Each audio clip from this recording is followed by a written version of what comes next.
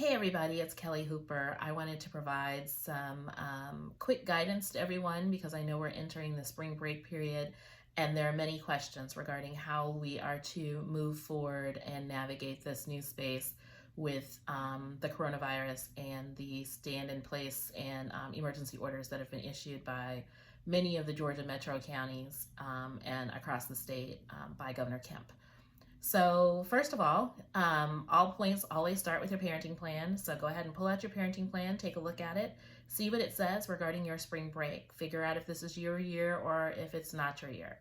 If this is your year for spring break, then the guidance from 3 of the metro counties, which is Cobb, Fulton, and Gwinnett County, is that you follow the order. So if it is your week or the other parent's week for spring break visitation, or however you all agreed to handle spring break, then the expectation is that it's going to occur in that same manner unless you and the other parent have come up with an agreement otherwise. Certainly if kids are home and both parents want to spend spring break with them and maybe split the week, if you all can come up with that agreement on your own, then obviously you're allowed to do that.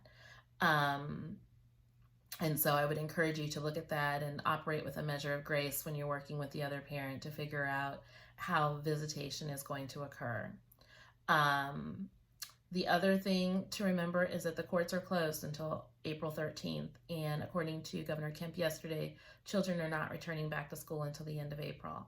And so again, the orders from Gwinnett County, Cobb County, and Fulton County are that we are going to just continue to follow the school calendars. And so if you were the custodial parent and the children reside with you during school, then the expectation is that the children will remain with whomever is the custodial parent with whom the children reside, and that they will be participating in virtual school at that parent's home. Of course, you have the ability to modify that. So if one parent is an emergency responder and having to work extraordinary hours, then the expectation is that the other parent would sort of chip in and help out so that the children are well taken care of. These are unprecedented times. Obviously, everyone's navigating this space in a new way. I hope that you will operate with a measure of grace with the opposing party. Remember that your children are going through the same sort of feelings that you are, just on a way that they can't explain at this point. And so they're looking to you for guidance on how to proceed. Try to find a way to operate with the other party in the best way possible. I hope that you're able to find the silver linings in all this and spend some really good quality time with your kids. My office continues to be open. We are considered one of the essential services in many of the counties. So my virtual receptionist is still taking calls. She's sending those to my office phone and to my email. I am obviously working from home and my children are home. And so as you place calls or send emails, please be patient as I try to respond to those in a timely manner.